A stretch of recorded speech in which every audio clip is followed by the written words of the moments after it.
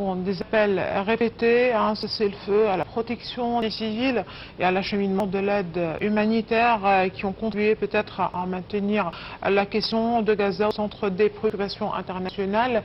Mais sur le terrain, la situation ne change pas. On parle de la bande de Gaza, on parle de la situation du territoire palestinien occupé. À présent, nous avons le plaisir d'avoir avec nous en ligne, en direct, Dr Adel Ramzi, qui est un expert en droit. Dr Adel Ramzi, bonjour. Bonjour, Dr Adel Ramzi. Bonjour, madame. Merci d'être parmi nous en ligne en direct pour parler de la question palestinienne. On le répète, des appels répétés de la part de la communauté internationale, des appels répétés à un cessez-le-feu, à la protection des civils, à l'acheminement de l'aide humanitaire.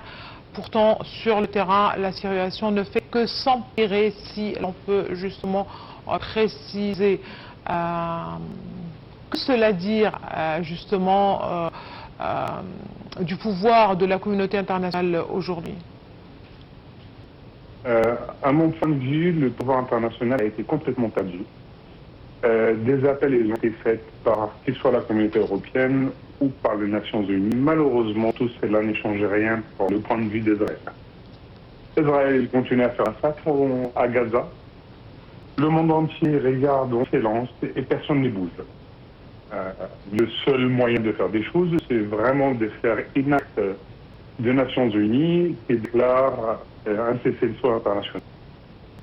Un cessez-le-feu qui vient d'une déclaration internationale. Très bien. D'un côté, on peut parler des grandes puissances. De l'autre côté, on peut parler des organisations internationales. Tout simplement, on peut mentionner les Nations Unies.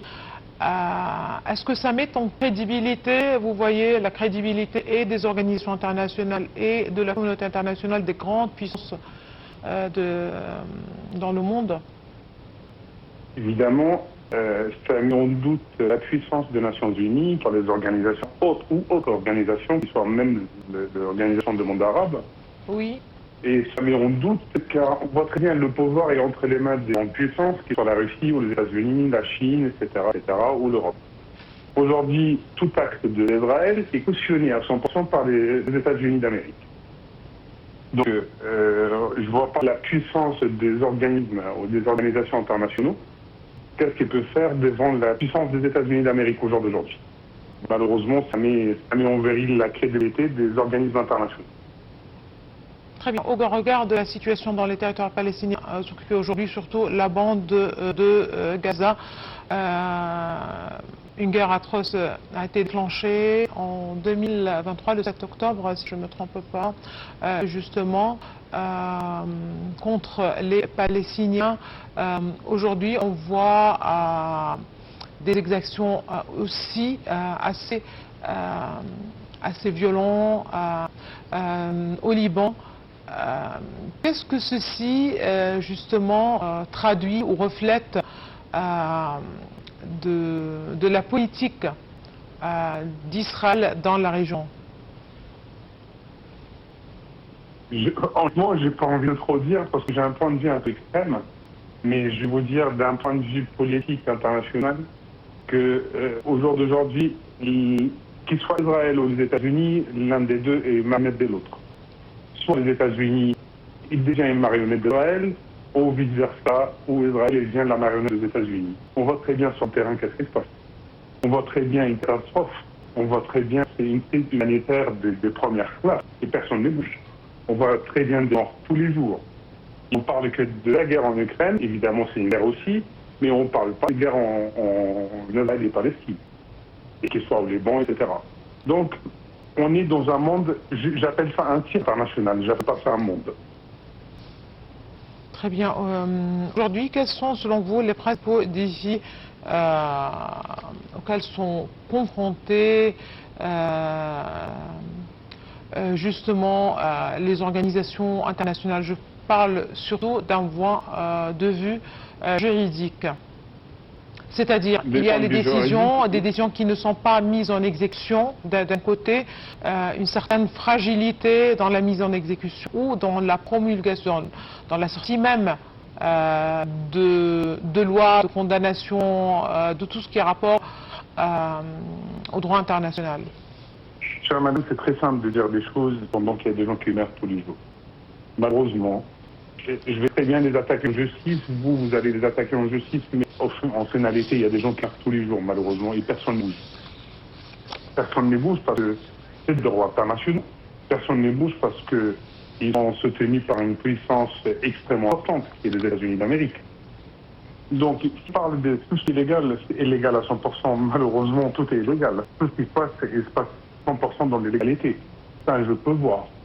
Ça devient vraiment un jeu de pouvoir. Très bien. Justement, les différentes initiatives diplomatiques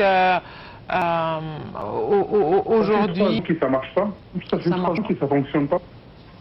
Merci beaucoup à vous, Dr Adel Ramzi, vous êtes un expert en droit. Merci beaucoup pour toutes ces précisions. Là, madame, monsieur, je vous laisse avec un compte rendu des activités du chef de l'État, le président Abdel Fattah el-Sisi, au cours de la semaine qui s'est écoulée, et suite de programme national international. Merci de nous avoir suivis ce soir. À la prochaine.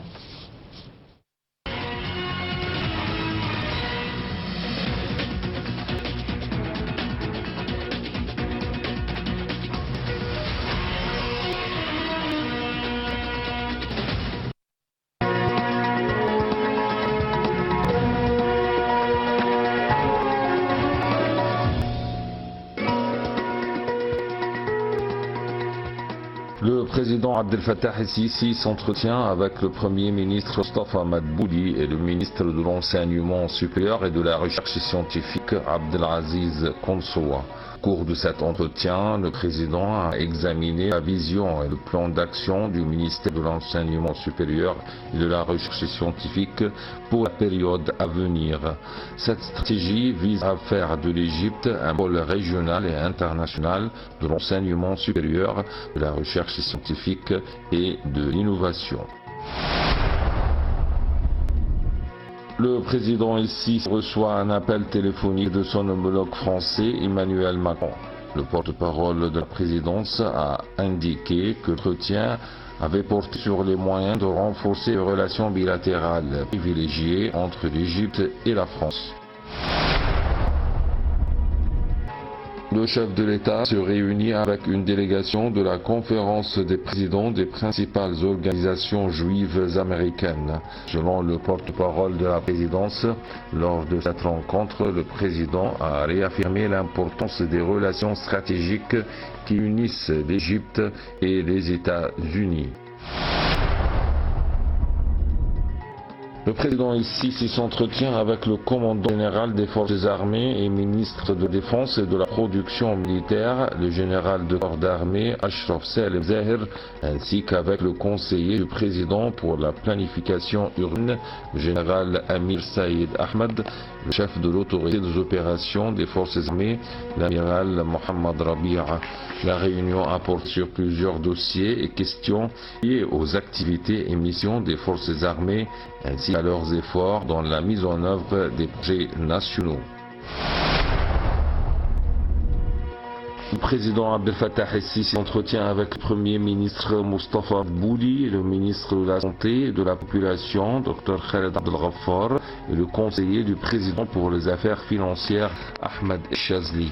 Au cours de cette réunion, le président était informé des principaux axes de la mise en œuvre du système d'assurance maladie universelle, ainsi que des progrès réalisés dans la numérisation du système.